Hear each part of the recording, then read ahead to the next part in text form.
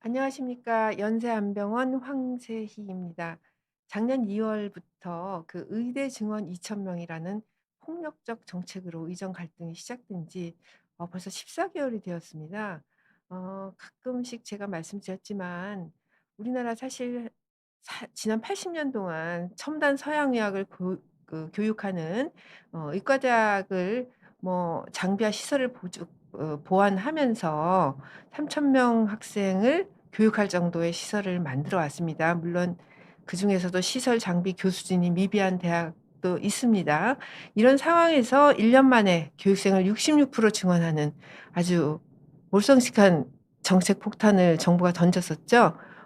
피해 당사자인 MZ 세대 의사들이 좌절이 극에 달했고, 전공의들이 병원을 사직하고 또 의대생들은 휴학의 길을 택했습니다. 의료계 흑역사로 길이 남을 또 지금 현재 진행형인 이 사건을 초래한 정부 수반 대통령이 오늘 헌재에서 탄핵당하면서 역사 속 인물이 되었습니다. 대한의사협회는 파면 직후부터 헌재 결정을 환영하고 윤석열 정부의 의료농단 정책을 중단하라고 또 그리고 전면 재논의하기를 기대한다고 밝혔고, 40개 전국 의과대학 교수협의회가 윤석열표 반헌법적 의대 증원 의료 정책에 대한 전면 시정을 촉구한다고 했습니다. 부디 새로운 정부에서는 의정 갈등을 해결할 수 있는 합리적인 해결책을 제시해 주기 바랍니다. 사실 뭐 오늘은 역시 그 사라져가는 그 귀하디 귀한 명의를 모시고 안타까움을 전하고 또 안내를 드리는 시간인데요.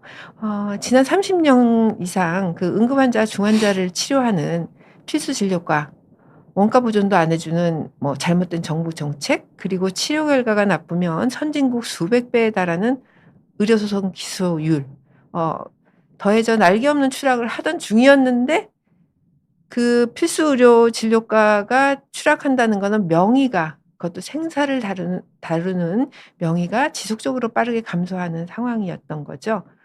그런데 의료농단을 계기로 낙수과라는 불명예까지 있게 되자 신규 의사 진입이 절벽을 맞았고 회복 가능성도 어렵게 보고 있습니다. 필수 진료과를 시작하려는 의사부터 뭐 드물어지면 그 분야 명의는 뭐 소멸의 길을 걷고 있는 거죠. 오늘은 그 사라져가는 명의 중에서 그 귀한 명의 중에서 특히 어린이 심장 수술의 명의 대가시죠. 서울대 어린이병원 소아흉부외과 김웅한 교수님 모셨습니다. 안녕하세요. 예, 안녕하세요. 예. 예, 김우환 교수님은 1987년에 서울의대 졸업하시고 동대학에서 석박사 취득하시고 또 서울대병원에서 흉부외과 어 전공을 하시고 전문의를 취득하셨고요. 또 미국 뭐 UCSF라든지 보스턴 어린이병원 이런 데서 방문 교수로도 연수를 하셨고요. 부천세종병원 흉부외과 과장을 거쳐서 2003년부터 지금까지 서울대 어린이병원 흉부외과 교수로 재직 중이십니다. 여기까지는 제가 병원 홈페이지에서 나온 간략한 소개를 드렸고, 나머지는 김 교수님께서 직접 본인의 뛰어난 업적을 좀 설명해 주세요. 아, 저는 뭐 소아심장 수술하는 사람이고 지금 뭐 한 30년 가까이 이래 뭐 소아심장 수술 분야인데 굉장히 30년 동안 우리나라 의료가 굉장히 발전을 많이 했습니다. 그 발전을 많이 한 가장 큰 원인은 이제 의료보험제도 전국민 개보험이 실시되면서 심장 수술이 사실은 이렇게 할 수 있게 됐고 뭐 그런 영향을 많이 컸죠. 그리고 또 접근성이 쉬웠고 지금 저는 뭐 아시아, 아프리카 해외 이제 의료 봉사를 굉장히 많이 나가는데 아직까지 가난한 나라에서는 이렇게 가정이 파산하는 가장 큰 원인이 가족 중에 누가 한 사람이 아프면은 아픈 사람을 치료하다 보면 파산이 되죠. 이 의료비가 워낙 비싸니까. 그런 면에서 이제 우리나라 의료 시스템은 뭐 전 세계가 부러워하는 좋은 시스템이죠. 저는 사실 뭐 필소이로 어려움이 있지만은 국민들한테는 이거보다 더 좋은 제도는 없죠. 그렇죠. 굉장히 예. 좋은 제도고 뭐 저는 전 세계에서 부러워하는 그런 제도인데 이제 그 지금 한계점에 도달했다고 생각되거든요. 지금 뭐 젊은 다음 세대 저야 뭐 이렇게 그 제가 좋아서 했고 했지만은 더 이상 이게 지속 가능한 시스템이 아니기 때문에 지금 현재 이제 갈등을 겪고 있고 그래서 좀 이렇게 이를 극복할 수 있는 그거는 같이 국민들이 공감을 얻고 또 이래 고통 분담도 같이 하면서 좀 이 좋은 시스템이 지속 가능하게 하는 거는 지혜를 모아야 될 것 같습니다. 그런 의미에서 사실 이번에 큰 문제가 의료계가 굉장히 큰 지금 위기의 시기고 있는데 오늘 뭐 이렇게 잘 해결됐다 싶어 의료계에서도 이래 뭐 집단 지성을 좀 모아서 어떻게 잘 해야 되지 않을까 생각됩니다. 예. 자랑을 해 달라고 말씀을 드렸더니 걱정스러운 뭐 조언을 많이 해 주셨고요. 교수님은 먼저 지난 14개월 어떻게 지내셨어요?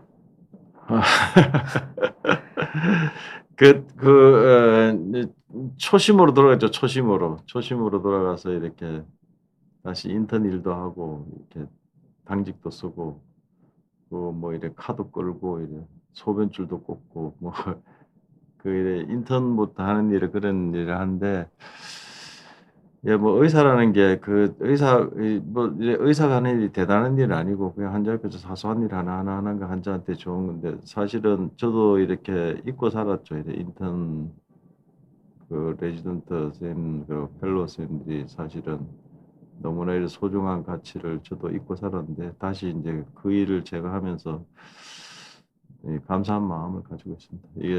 이게 저도 교수지만은 교수들이 철드는 순간이 있거든요. 철드는 순간이 인제 은퇴하고 인제 다른 병원에 가서 인제 보면은 옆에서 도와주는 사람이 없을 때 저희 파트는 이래 힘들 간데 이게 이래 많은 교수님들이 이렇게 특히 외과 쪽은 좀 이래 조금 그런 분들이 많거든요. 외과 쪽은 뭐 이래 자기 환자들이 내 때문에 온다고 그러는데 사실은 그래서 은퇴하시고 가시면 되게 환자가 안 오거든요, 이게. 그래서 우리나라는 시스템에 의해서 외과 의사가 존재하는 거지 사실은 개인적인 뭐 명성 가지고 하는 건 절대 아닌 것 같아요.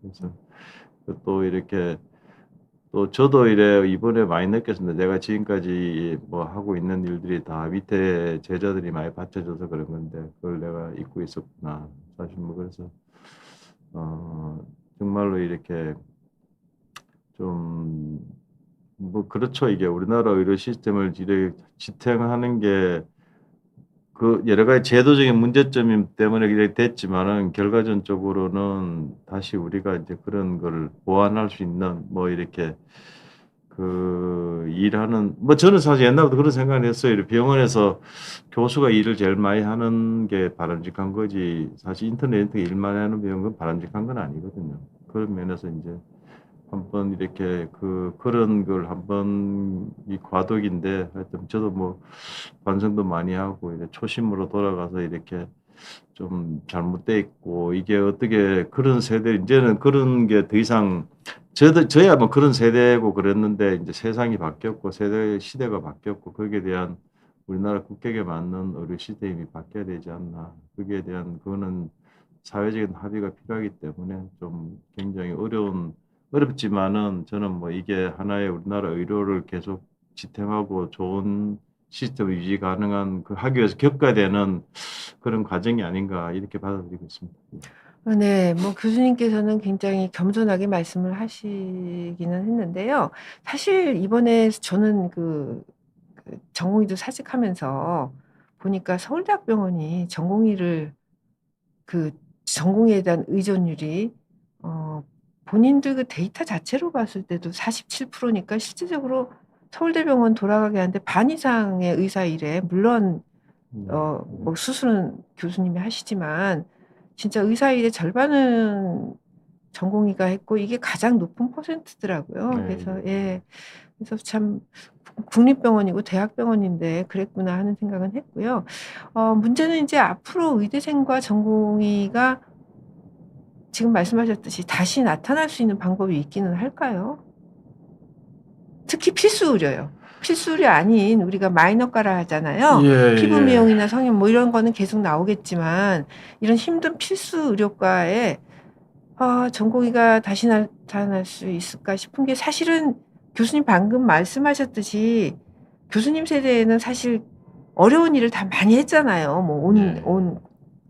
모두 뭐 대기업에 있건 중소기업에 있건 네. 공장에서 일을 하시건 굉장히 힘든 일을 많이 하셨고 그중에 이제 의사들이 좀 열심히 일한 그룹이었는데 지금은 사실 MZ 세대는 힘든 일 안 한다는 건 누구나 다 알고 계시잖아요. 누구나 다 알고 계시고 어제도 뭐 신문의 타이틀이 60대 부모는 직장 가고 20대 아들은 취준생 아니면 집에서 인제 좋은 직장 나올 때까지 기다리고 있다. 이게 인제 대세거든요. 문화인 거예요, 그 시대에. 그래서 저는 앞으로 이 필수 의료과에 전공의가 다시 나타날 수 있는 방법 이게 어떻게 해야 됩니까? 서양은 다 그래도 하잖아요. 대우를 잘해 주니까. 예. 일단은 뭐 저희 기성세대가 잘못한 게 많고요. 저희 세대가 저희 세대들이 고생을 많이 하고 일을 많이 하고 이렇게 어려운 일을 그냥 사실은 저희 때는 그 인기 있는 과가 힘든 과였거든요. 그쵸. 네. 힘들고 그냥 이래 거기에서 어떤 희열을 느끼고 사실은 이래 그런 인기 있는 과였는데 문제는 저희 세대가 기성세대가 되고는 내 자식한테만은 힘든 일 안 시키겠다는 그런 생각이 사실 기성세대가 잘못 편하게 살게 하고 또 지금 부모가 "너 하지 마. 힘든 거 하지 마." 사실 이런 그게 저희 세대가 자녀들 잘못 가르치는 그런 것도 있고요.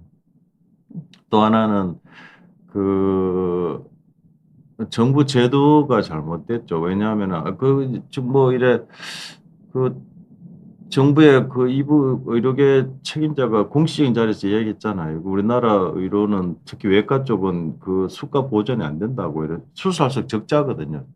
저도 사실 수술할수록 적자고.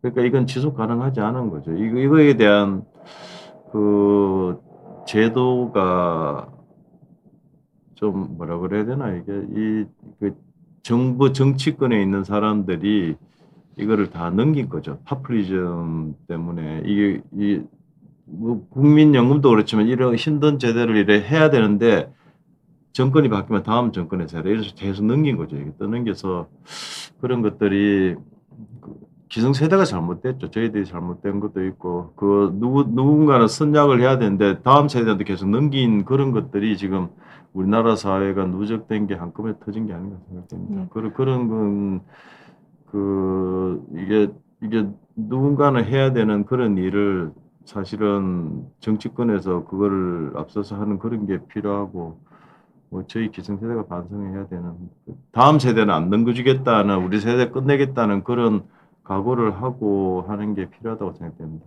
그래서 원가 보존이 안 되는 지금 시스템은 사실은 근본적으로는 제가 작년에 인제 이게 제가 인제 연락이 왔어요. 이제 수술 끝나고 인제 전화 왔는데 모르는 전화인데 전화를 받았는데 기자가 전화를 했어요. 기자가 전화해서 사실 확인만 좀 해 달라고 이래요.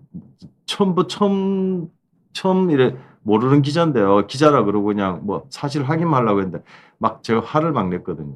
화가 나고 도대체 기자라는 분은 자기가 팩트를 확인하고 컨펌하는 과정이 없이 그냥 이렇게 보도 자료만 그대로 그냥 막 내고 그런데 이거를 그냥 당신이 확인해야지 그걸 그냥 처음 보는 사람 밑도부터 전화 걸어 가지고 사실 확인만 좀 하자고 이런 식으로 해 가지고 이지고잉하는 그런 건 막 그저 화를 많이 내서 그래서 확인하는 게 뭐 아냐고 그래서 막 너무나 이렇게 의료 방면에 이렇게 기사를 쓰는데 너무나 모르는 거예요. 뭐 이야기하면은 "그래요? 그래요?" 그러고 아니 그래서 막 이야기하고 그러니까 막 화가 나 가지고 막 아니 그런 걸 정부의 팩트 체크도 왜곡된 안 그쵸. 예. 하고 모르고 예. 그래서 인제 근데 그거를 그분이 인제 뭐 이래 쭉 하고 난 뒤에 그러면 이건 자기가 몰랐다고 내가 이야기한 거를 기사로 해도 되냐고. 아니 기사하려고 하고 이야기한 게 아니라 그러는데 일단 기사로 좀 일단 좀 했으면 좋겠다고 그래서 인제 기사를 인제 썼어요. 그 기사를 써 가지고 그게 인제 뭐 금요일이었는데 이래 일요일 날 전화가 왔어요. 전화가 와가지고 기사 봤냐고 나한테. 아니 난 기사 안 보고 나 이게 그 댓글에 트라우마가 너무 많아서 나는 댓글 안 본다고 댓글 보라 그러더라고. 아니 나 안 본다 절대 안 본다고. 그러니까 안 본다 그러니까 자기가 이래 캡처해서 보냈더라고요. 보냈는데 보니까 그 한 800개 댓글이 실었는데 주말에 그냥 일요일 날 전화가 이틀 만에 800개 댓글이었는데 댓글의 대부분의 사람이 몰랐다는 거예요. 지금 이렇게 심각한 일이 생기고 이렇게 의료계는 났는데 대부분의 국민들은 의사들이 왜 하는지 모르는 거예요, 그냥. 그건 사실은 의료계에 잘못돼 있죠. 의료계가 왜 이런 문제가 있고 이런 걸 국민들한테 설득하고 그런 과정이 없는 거예요. 또 해도 국민들 안 보는 것도 있고 기자들이 정확한 팩트를 기사에 쓰는 게 아니라 그냥 일방적인 정부의 보도만 쓰고 이러니까 그래서 이제 그거는 우리나라 사회가 정말 이게 잘못된 게 많구나. 정말 이게 가장 기본적인 인프라가 아직까지 많이 부족하고 또 그런 거를 이래 하려는 기자 정신도 부족하고 그래서 참 이래 그럼 어디서부터 고쳐야 되느냐. 그거는 사실 쉽지 않은 문제지만은 그래도 오늘 이래 이래 발표를 이래 들으면서 그래도 이래 어느 한 조직이라도 제대로 하고 이래 하는 데가 있는 그런 것도 하나하나가 우리나라 사회를 제대로 바꾸는 게 아닌가 생각됩니다. 근데 네. 아까 질문하셨는데 이래 여러 가지 사회 제도도 바뀌어야 되는 부분도 있는데 저는 이제 선생이니까요. 선생님 입장에서는 항상 저는 사실은 제자는 문제 없다고 생각해요. 스승이 문제지, 선생님이 문제지, 아이, 제자 고맙습니다. 문제는 예. 절대 아닌 것 예, 같고요. 맞아요. 그래서 예.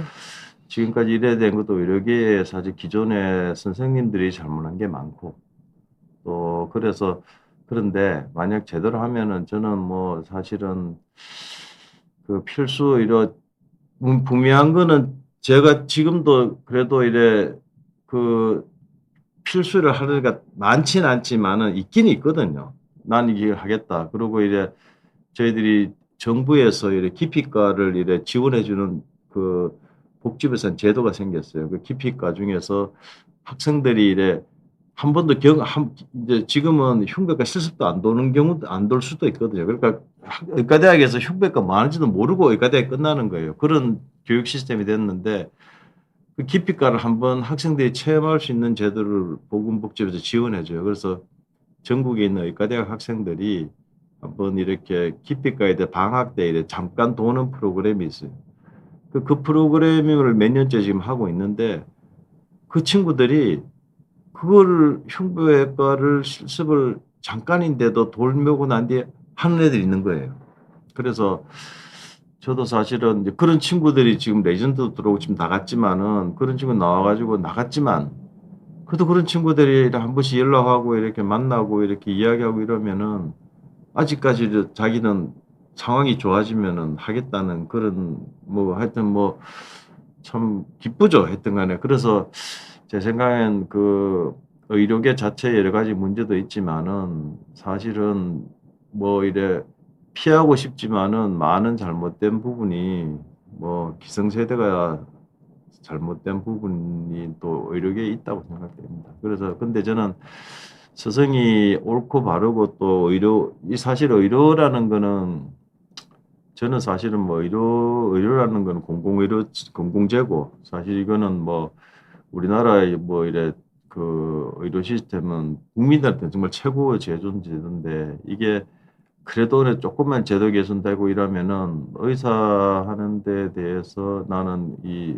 의사가 가지는 행복한 마음 그리고 환자가 치료하는 그런 거에 그거를 학생들한테 이래 경험해 주고 하면은 저는 그래도 많진 않지만 필수 의료는 좋은 멘토만 있으면은 저는 그래도 이어질 거라 생각됩니다. 많지 이래 크게 하진 않지만은 그런 면에서 그래도 이래 흉배과는 기피과 중에 대표적인 과고 많이 미달인데 그래도 저는 행복하게도 서울대학에서는 흉배과가 계속 들어와요.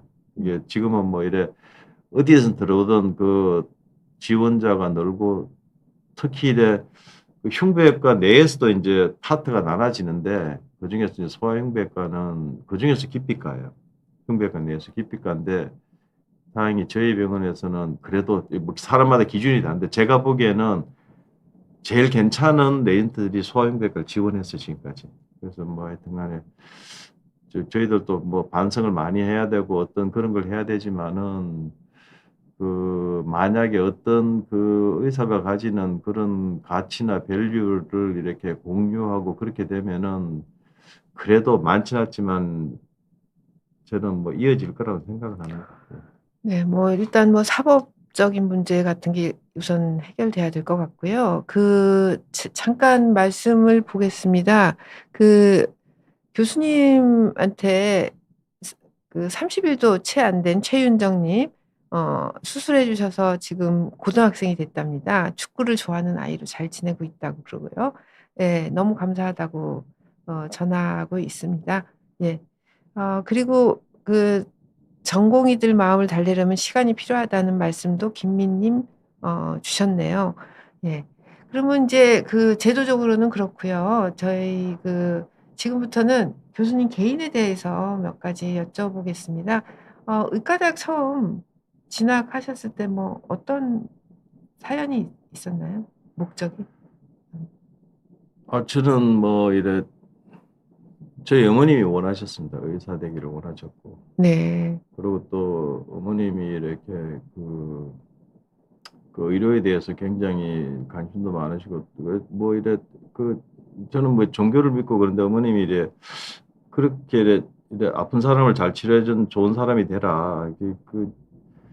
근데 사실 의과대학을 오고 난도 너무 힘들었어요 저는. 왜냐하면 의과대학 적응을 못 해 가지고요. 지방에서 학교다 인제 서울에 이제 유학을 왔는데 서울 생활이 굉장히 쉽지 않고 또 그 당시에 대학이 워낙 시끄럽고 그 당시에는 뭐 80 년대 초니까 굉장히 전두환 군부가 장악했을 예 때죠. 예. 이데올로기 그런 때문에 사실은 거의 뭐 이렇게 모든 게 하여튼간 힘든 시절이었죠. 거의 이데올로기의 갈등 그런 게 심할 때 그래서 대학 생활에 적응도 못하고 특히 대학 들어오고 의대가 적성이 안 맞았어요 사실은. 의대라는 게 너무 이렇게 막 내하고는 안 맞고 그래서 고민을 많이 했죠. 고민을 많이 하고 '해야 되나 말아야 되나.' 사실 마음 끝에서는 그만두고 싶은 많았는데 대학도 적응도 못하고 이렇게 그런데 마음이 약해서 제 동기들이 참 좋은 친구들이 많았어요. 그래서 그 동기들하고 헤어지는 게 너무 싫어 가지고 예. 그래서 이렇게 졸업은 하게 됐죠. 네. 근데 너무 힘들어서 하여튼 하여튼 남자는 그래도 군대라는 게 있어서 군대를 갔죠. 3년 동안 좀 쉬면서 좀 고민할 수 있는 시간을 좀 가졌죠. 예 근데 인제 지금 의과대학이 참 적성에 안 맞는 것 같다는 생각도 하시고 다니셨는데 사실 흉부외과는 가장 의사 닥터 오브 닥터스 중에 하나인데 흉부외과를 진학하시게 된 뭐 계기가 있나요? 저는 아 소아흉부외과 인턴을 예예. 돌았거든요. 네. 저는 뭐 옆에서 보기만 해도 막 무섭더라고요. 예. 긴장이 되고 막 예. 예 예. 인제 군대 갔다 와서 인제 인턴을 도는데 그때 인제 고민을 많이 했죠.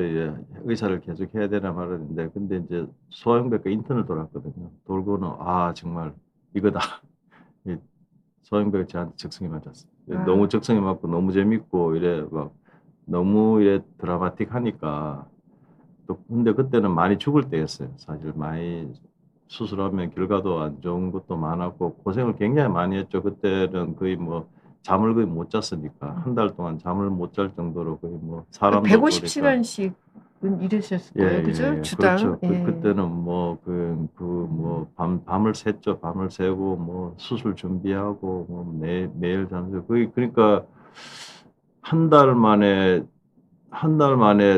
하여튼 간에 마지막에 인제 떠날 때 인제 식사 같이 하면서 정말 한 달 만에 인제 처음으로 인제 햇빛을 봤죠, 햇빛을. 근데 이 소아용비외과가 너무 재밌고 너무 드라마틱하고 좀 이래 저는 사실 뭐 그 대학 다닐 때 저희 이데올로기가 굉장히 심하고 그랬는데 그 이데올로기 상황에서 너무나 인격에 항폐화되는 여러 상황을 너무 많이 봐 가지고요. 그래서 고민하다 '야 이거는 의사의 역할이 사실은 소아용백과에서는 너무나 중요하다.'는 생각이 든 거예요 이게. 이게 그래서 근데 하여튼 재밌고 너무 재밌고 이래 한번 '이거는 한번 도전해 볼 만하다.' 그런 생각이 들어서 하게 됐죠. 예. 예. 그 이은정 님이 또 올려주셨어요. 존경하는 김우환 교수님, 14년 전에 저희 아이 수술해 주셔서 아직 건강하고 항상 교수님 건강하시길 기도드린답니다. 아, 그런데요. 그 흉배가가 재밌다고, 소아 흉배가가 재밌다는 표현을 그렇게 하셨는데, 사실 흉배가 수술은 이렇게 사이즈가 큰 어른 수술하는 것도 힘들잖아요. 누구나 이제 예예. 난해한 수술인데, 소아흉배과 그러면 진짜 선천성 기형부터 시작해서 요만한 아이들 거기에서 또 심장을 수술한다 그러면 너무나 복잡하고 또 종류도 많잖아요, 예예. 어른보다. 복잡하고 난이도가 높은데 뭐 어떤 점이 특히 그렇게 지금 그러니까 드라마틱하게 아이가 건강해지는 거가 좋으셨던 건가요? 제가 좋아서 하긴 했는데 어려웠습니다. 사실 그 당시에는 환자 결과가 그리 좋지 않았고 제가 특히 내전 때 가장 이래 상처를 많이 받은 거는 그 그때 갑자기 어른 환자가 몰려선 적이 있었는데 너무 많이 죽는 거예요. 하여튼 일주일에 5명이 죽었어요. 선천성 심장 재단 때문에 그 수술을 엄청나게 예. 하대잖아요. 그쵸. 많이 할 때 예. 그 시기가. 그리고 뭐 복잡한 심장병, 그러니까 간단한 게 아니라 아주 복합 기형 이런 환자가 이제 한꺼번에 몰리면서 예. 예. 그렇죠. 특히 어린 그 당시에는 좀 이래 신생아죠. 신생아 수술이 아직까지 우리나라 체계가 안 잡힐 정도여서 굉장히 안 좋고 그래서 너무 힘들었죠 사실은. 힘들고 그랬는데 그 그러니까 이게 너무 이래 그 벽이었죠, 벽. 막상 이래 저도 인제 그걸 인제 전문의가 되고 인제 소화를 하게 됐는데 원래 저는 사실은 뭐 이래 소화를 계속 하겠다는 생각이 이제 하면서 좀 바뀌었어요. 이래 워낙 많이 죽고 너무 그게 힘들고 그래서 '아 성인 심장을 해야 되겠다.' 생각을 했습니다. 했는데 그래서 인제 수술 그 당시에는 수술 성적이 안 좋고 그래서 이제 "안 하겠다." 그랬죠, 소화를. "안 하겠다." 그랬는데 인제 원장님한테 불려가서 야단 맞고 선배한테 불려가서 야단 맞고 인제 그러다가 인제 이래 한번 외국에 공부할 기회가 있어 가지고 그때 인제 보스턴 칠드런 호스피탈에 인제 잠시 갔었죠. 연수하러 갔었는데 거기서 많이 배웠습니다. 정말 예 많이 그때는 배웠고 진짜 한국하고 미국하고 심장 수술은 격차가 좀 예 있었잖아요. 지금이야 격차가 뭐 많았죠. 우리나라도 너무너무 예. 잘하지만. 예. 근데 그렇게 심장 수술을 30년 이상 하셨는데 특히 어린이 심장을 가장 많이 하시는 수술은 어떤 걸 하시나요? 많이 저는 뭐 간단한 건 거의 안 하고요. 간단한 환자는 저한테 오는 경우가 거의 없고요. 지금은 그냥 복잡한 병 그다음에 또 제가 옛날에 수술했던 환자 재수술 계속 그 어려운 거네요. 예. 예. 지금은 제가 수술하는 환자의 반은 성인입니다. 왜냐하면은 어릴 때 제가 수술할 때 지금 20 대, 30 대, 40 대, 50 대, 60 대까지 있거든요.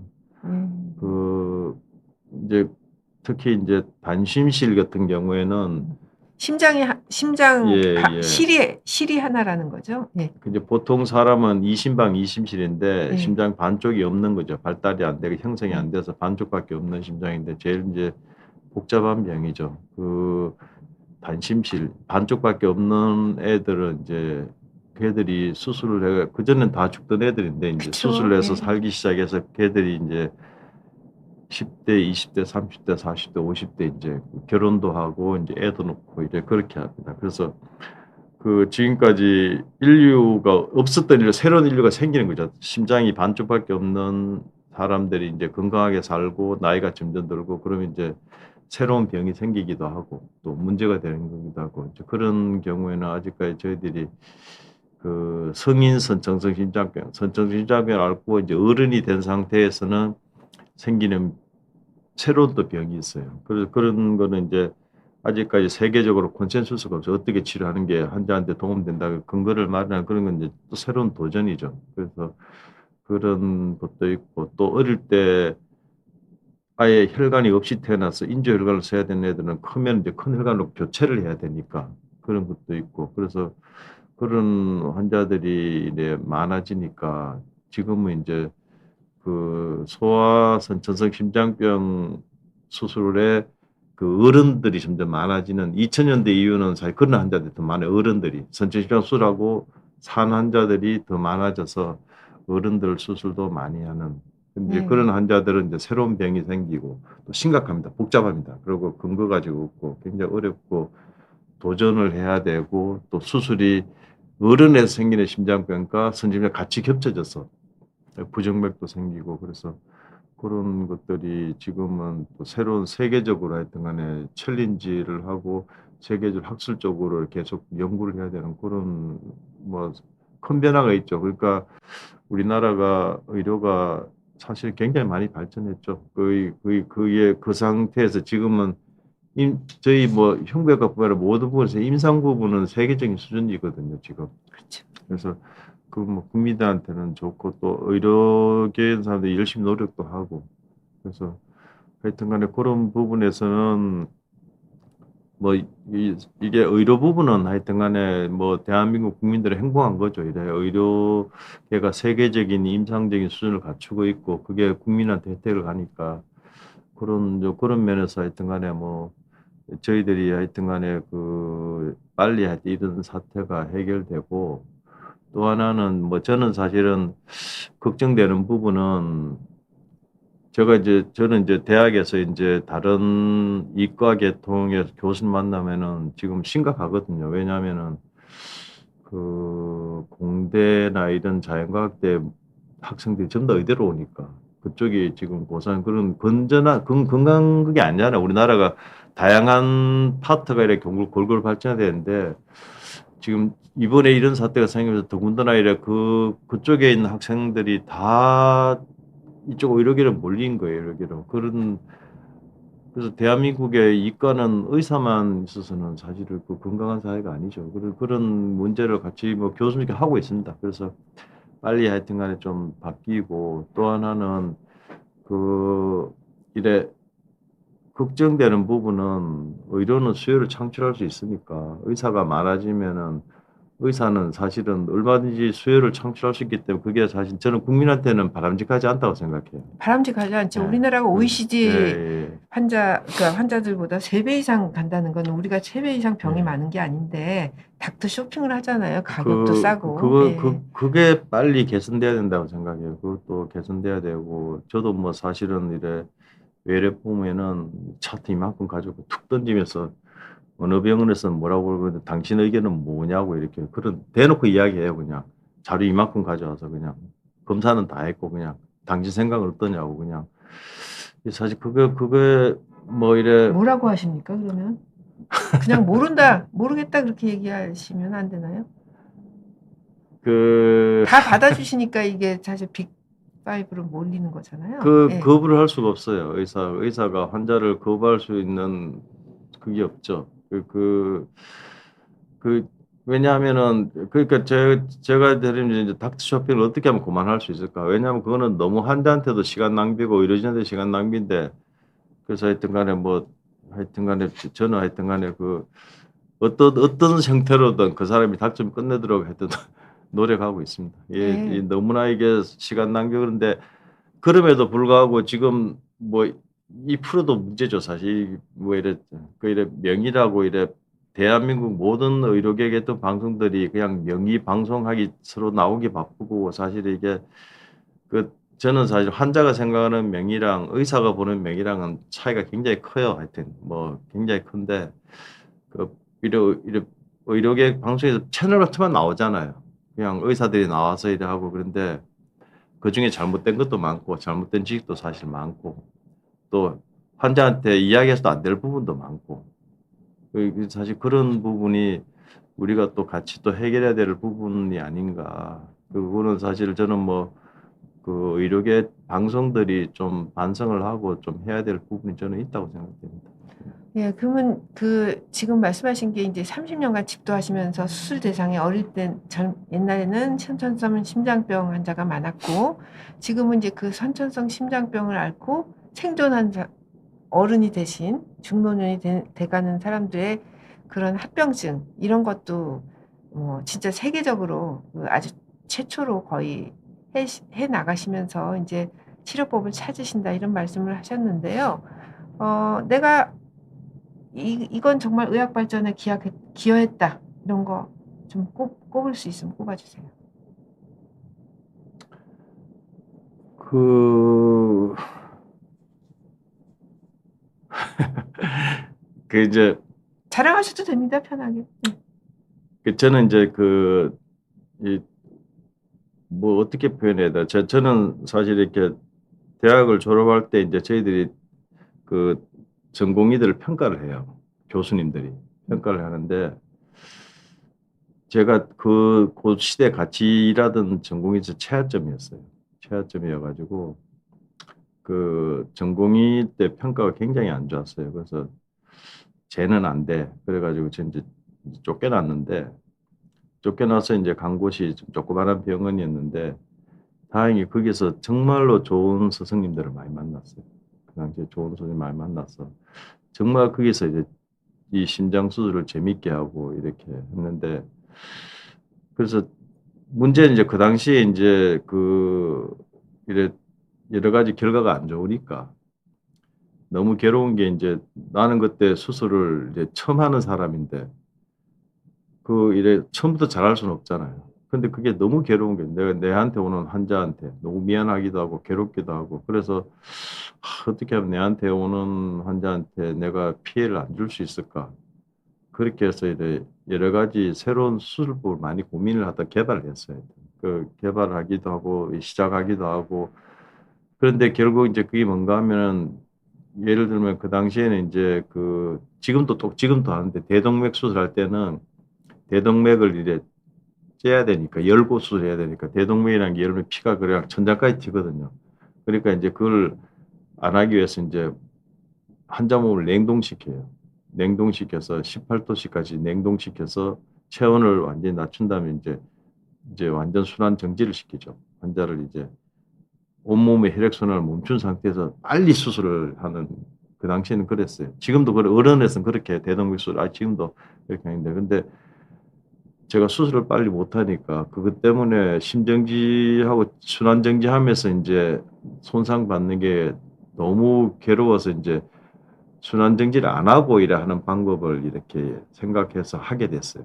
그러니까 대단하십니다. 그게 이제 우리 몸에 제일 중요한 장기가 심장하고 이제 뇌니까 그쪽 심장하고 뇌에는 계속 혈액순환을 유지하면서 하는 수술법을 그건 뭐 그 당시에 그렇게 시도할 때였고 그래서 그런 것들도 하고 그래서 여러 가지 뭐 저는 뭐 그런 조그마한 아이디어에서 개발한 그런 것들이 이렇게 지금은 이제 많이 이래 알려져 가지고 이제 그렇게 표준 하는 치료가 되는 거네요. 표준 그렇죠. 수술이. 그게 예. 대개 한 표준 치료가 될 때까지 10년이라는 세월이 걸리는데 표준화됐고 또 하나는 이렇게 이제 아까 이야기한 단심실 수술할 때 인제 이 폰탄이라는 수술을 해요. 폰탄이라는 사람 이름인데 프랑스의 의사 이름인데 폰탄 수술인데 그것도 제가 인제 그 수술을 하게 됐는데 너무 수술이 어려운 수술이에요, 그 당시 저한테는.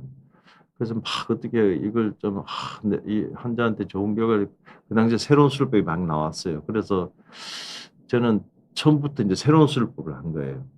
이래 내가 하면서도 환자한테 피해 안 가면서 인제 그렇게 하는 게 인제 체외 도관을 이제 인지혈관이죠. 인지혈관을 써 가지고 인제 바깥쪽으로 이렇게 혈관을 만들어 주는 수술법인데 수술법을 이제 국내에서는 처음 했고 인제 했는데 그 수술법을 이래 18케이스를 하니까 성적이 굉장히 좋아요. 제가 인제 그 당시에 수술을 처음 하는 사람이 그렇게 수술해가 그 당시에 인제 그 모든 사람들이 저희 병원에 같이 일하던 선배들이 상태가 안 좋은 환자가 있어서 그래 "이 환자는 수술하면 무조건 죽는다." 그래서 내위의 분들이 다 수술을 거부했어요. "이 수술하면 너무 뒤에는 위험하다. 수술하면 안 된다." 근데 이제 그 환자가 이제 결국은 해가 저한테까지 왔는데 그 수술을 해가 그 환자가 좋아졌어요. 그 환자가 좋아져 대단하셨네요. 가지고 예.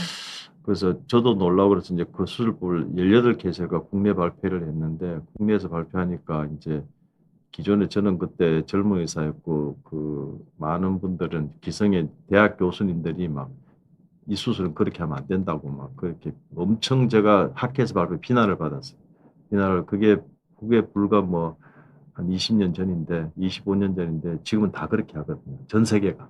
그러니까 그게 고렇게 그 새로운 수술 기법을 만드신 거네요. 아니요. 그쵸? 예. 새로운 수술 기법 그렇죠. 새로운 수술인데 네. 제가 한 건 아니고 그냥 그 예. 당시에 인제 요렇게 아이디어가 나오고 인제 '이렇게 하면 어떨까?' 예. 고런 게 나올 때 인제 저는 처음부터 인제 그걸 해 가지고 그거를 그 수술을 제가 그래도 많이 한 편에 속해서 그래서 제가 200케이스를 해 가지고 굉장히 많이 국제학회에서 그 하시니까. 당시에 하여튼 그 당시에는 많이 한 척이죠, 세계적으로도. 그래서 "이런 수술이 좋다." 논문을 써 가지고 인제 그렇게 발표한 게 있어요. 발표한 게 있는데 근데 그게 제가 지금 최근에 뭐 제가 뭐 이래 정리할 일이 있어서 정리해 보니까 그 논문이 지금 뭐 나온 지가 지금 지금 한 18년 정도 됐는데 그 논문이 인용이 제일 많이 됐더라고요. 제가 쓴 논문 중에서 네. 제일 세계적으로 다른 사람들이 논문 쓰면서 그 논문이 다 인정해서 그래서 그런 논문이 이래 나름대로 근거를 찾아 가지고 시간이 뭐 10년 이상 걸렸지만 그런 걸 통해서 고렇게 해가 그래도 하나 가이드라인을 줘 가지고 이렇게 하니까 좋다." 그런 것들이 자꾸 나오면서 인제 세계적으로 그렇게 하는 게 결국 환자한테 좋은 거니까 고런 뭐 아무래도 대학에 있는 사람은 논문을 써 가지고 객관적인 에비던스를 자꾸 쌓아가는 게 중요한 거니까 고런 면에서 고런 것들은 뭐 이렇게 보람이 자랑하신 있죠. 예. 음. 그 교수님 사실 뭐 지금은 진짜 너무너무 명의시고 경험도 많으시고 하시는데 그래도 수술 과정에서 어떨 때 가장 집도 잃어서 긴장이 되세요? 어려워요. 어렵습니다. 이제 지금 아까 말씀드렸다시피 지금은 사실은 옛날엔 다 죽던 환자가 지금 살아서 인제 사나가 나이가 점점 많이 드는데 그런 환자들이 생기는 합병증이 지금까지 없었던 합병증이 생기고 그러면은 굉장히 힘들죠.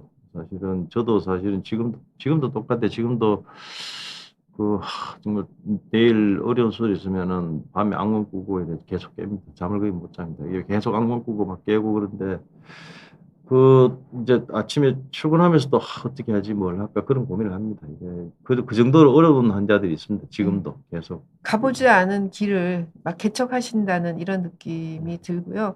'아 교수님 같은 분이 어렵다 그러니 이게 도대체 얼마나 어려운 수술인가.' 뭐 이런 생각도 듭니다.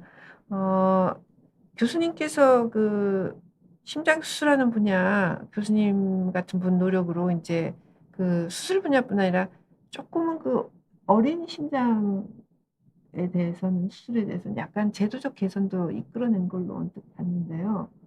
그 약간의 수가 개선이라든지 예예예. 예. 뭐 이런 게 어린이뿐 아니라 성인 심장 수술에도 제도 개선이 되기를 희망하고요. 사실 외국에서는 선진국에서는 뭐 심장 수술하시는 분들은 여러 가지로 좀 뭐 사회적으로 일단 굉장히 존경을 받고 의료계에서도 존경을 받고 또 경제적으로도 굉장히 다른 파트에 비해서 많은 혜택을 주는데 이런 제도 그러니까 어찌 보면은 뭐 교수님은 굉장히 희망적으로 말씀하셨지만 저는 이거는 문화적인 거기 때문에 한국 사람들이 40년 동안 이렇게 필수 의료를 굉장히 천시하고 대우를 안 해 주고 고생을 하는 사람이 수입도 적고 소송도 많이 당하고 이러니 당연히 안 하는 게 뭐 맞죠 사실 합리적으로는. 근데 인제 뭐 진짜 힘든 그 진짜 생명을 걸고 뭐 암벽 등반도 하시는 분도 있고 하니까 하시는 분이 있긴 하겠지만 좋은 그 환경이라고는 생각지 않고 이대로 가면은 혁명적인 어떤 개선책이 없으면 저는 후학이 나올까. 지금 교수님 말씀하셨잖아요. 자기가 명의지만 이런 필수과는 설사 의사가 된 아들이 있어도 대를 잇지 않더라고요.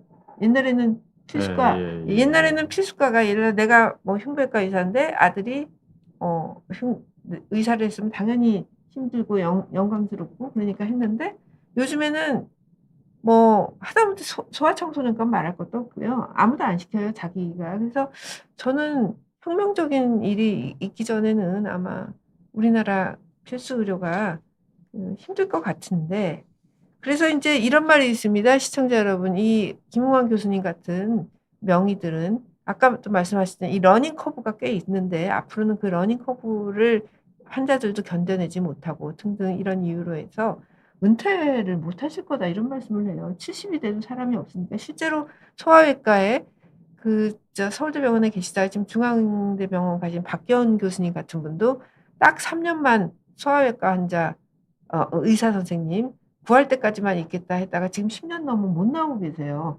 후임을 못 구하셔서.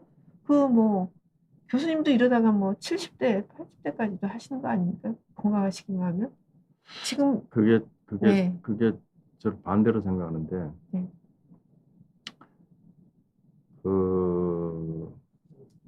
그게 좀 잘못된 것 중에 하나라 생각해요. 외과 의사는 수명이 짧거든요. 저 나이가 60 넘었는데 체력이 떨어져요. 체력이 떨어지고 옛날하고 집중력이 떨어져요. 그건 어쩔 수 없어요. 체력이 떨어지면. 근데 외과 의사는 집중력이 떨어지면 좋은 결과를 얻을 수가 없어요. 근데 후학이 아니요, 없으니까. 아니요. 그게 잘못된 거예요. 제가 아는 많은 분들이 그런 생각을 가지고 하시는데 그거는 아닌 것 같고요. 그건 사실은 물러날 때 물러나야 되고요. 그거는 핑계고요. 대부분 그렇게 하시는 분들이 제가 보기에는 조금 잘못된 생각인 것 같아요. 없어져야지 후배들이 커요. 왜냐하면 이제 내과 쪽은 다른데 외과 쪽은 이렇게 다음 세대를 키우지 않으면 못 커요. 외과 쪽 그럴 수 있거든요. 그래서 뭐 내 이름은 밝힐 수 없지만은 되게 명의라고 유명한 분들이 그렇게 해서 이래 쉬운 말로 해가지고 역시 내가 없으면 안 돼. 근데 그건 잘못된 거고요. 없어야 돼요. 그래야지 후배들이 또 명의가 돼요. 근데 지금은 너무 소송건이 많으니까 러닝 커브라고 그렇게 수술을 잘할 때까지 그러니까 그게 저는 안 되잖아요, 지금 한국은. 전공의들이 네. 바라는 거예요. 네. 인턴 에이전트들이 배워야 된다. 네. 인터넷에 일하는 사람이고 배우는 사람이다. 그러니까 그렇게 돼야 되는 거죠. 네. 전공의들도 맞습니다. 미국 가면은 정말 저도 뭐 다 가지 외국에는 교수가 슈퍼바이저에 렌트를 수술해요. 옛날에는 그렇게 하지 않았나요? 80년대에는 그래도 꽤. 흉배과는 아니요. 워낙 어려워서 아니요. 그랬는데. 그렇게 하신 분은 있고 네. 훌륭한 스승님이 네. 계시고 네. 그렇지 않은 분도 있고 그래요. 그런데 그거는 아까 그게 의료실 바뀌어야 된다는 거예요. 환자들을 감당해야 되지만 환자들 피해가 안 가는 상황에서 그런 걸 해야 되고 그러니까 지금은 어떤 분들은 그걸 자랑하는 사람이 있어요. 환자한테. 처음부터 끝까지 나는 대학병원의 교수들은 그래 안 돼. 나는 처음부터 끝까지 내가 다 한다. 나는 그래서 훌륭한 사람이다. 그걸 보지 자랑하는 사람이 있어요. 그거는 지속 가능한 게 아니라 대가 끊기는 거죠. 그렇죠. 끊기는. 근데 그거를 이제 다르게 해서 이래 한데 저는 그렇지 않다고 생각해요. 이게 대한민국의 이게 의료 수준이라는 거는 내가 없으면 안 돼. 그거는 착각이고요. 내가 없어도 돌아가는 시스템 만드는 게 그게 사실은 기성세대가 할 일인데 기성세대가 후배를 안 키웠으니까 후배가 못 하는 거지. 저는 그게 우리나라 의료의 문제점이라 생각해요. 그렇죠. 근데 그래서 그거는 뭐 이래 좀 그렇지는 않은 것 같아요. 이게 그래서 저는 때가 되면은 이래 물러나야지 또 후배가 크고 그걸 뭐 한다고 생각하지. 명의 한 사람이 저는 사실은 명의 한 사람보다 보통 사람 두 사람이 상의하면서 하는 게 더 결과가 좋다고 생각되거든요, 수술은.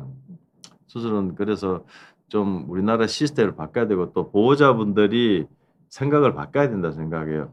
그 방송에 나오는 명의가 정말 명의냐? 정말 그러고 그 사람을 그렇게 돈과 신경을 노력해서 찾아가서 기다리면서 하는 게 정말 환자에 도움되는 거냐?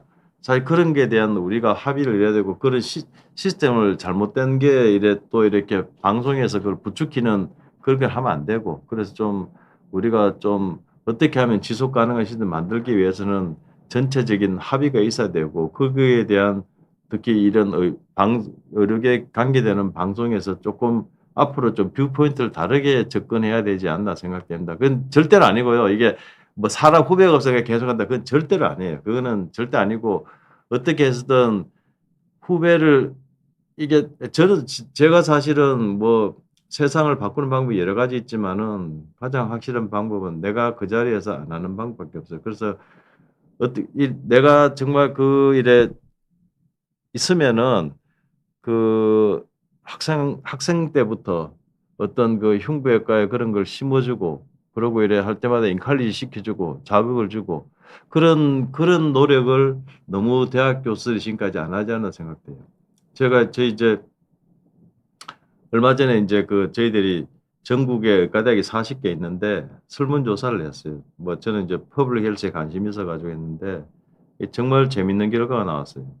그 전국의 40개 의과대 학생들을 다 이래서 섭외를 해 보니까 학생들이 의과대학에 처음 들어올 때는 굉장히 이래 그 의사에 대한 어떤 자부심을 가지고 있고 어떤 국제보건에 관심도 많고 이래 아픈 사람 도와주고 그런 생각이 많은데 4 학년 졸업반이 되면은 그런 데 관심이 하나도 없는 거예요. 하나도 없고 그냥 '어떻게 하면 돈 많이 버는 의사가 될까?' 이렇게 생각이 바뀌는 거예요.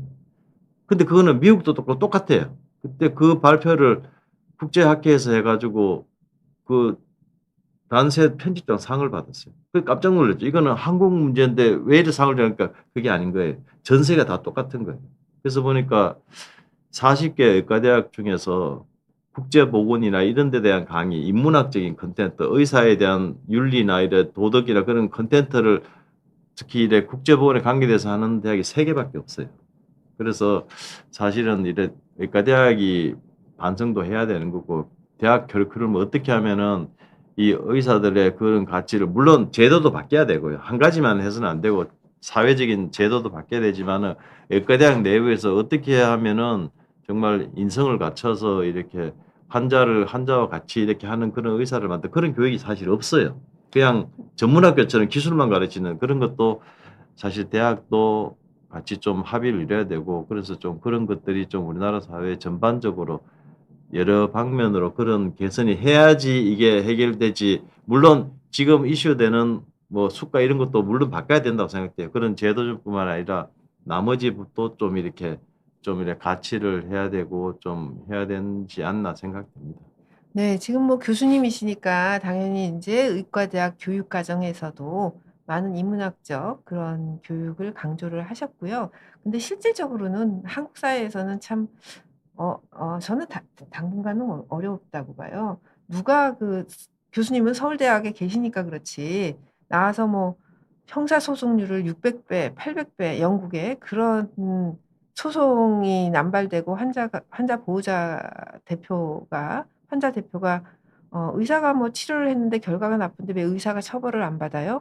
이런 식의 반응을 보이는 나라에서는 이 문화에서는 교육을 아무리 시켜도 어떤 졸업생이 선택을 할까? 예를 들어 저는 솔직히 말해서 저 같으면 안 할 것 같아요. 저도 필수 의료를 했지만 지금 안 하고 있고 이렇게 무시무시하게 환자들이 의사에 대해서 비난을 하고 악마화하는 환경에서는 필수 의료는 안 할 것 같거든요. 그래서 시청자 여러분들께서도 앞으로 저는 예를 들어 저 같으면 환자로 살 시간이 많아요. 저는 의사를 절대 대변하지 않습니다. 그래서 이런 좋은 의사 선생님들이 진료를 좀 제대로 보시고 마음 편하게 보실 수 있도록 선진국형 의료 문화가 정착되기를 뭐 정말 이거는 바라는 정도가 아니라 기도를 드리고 있습니다.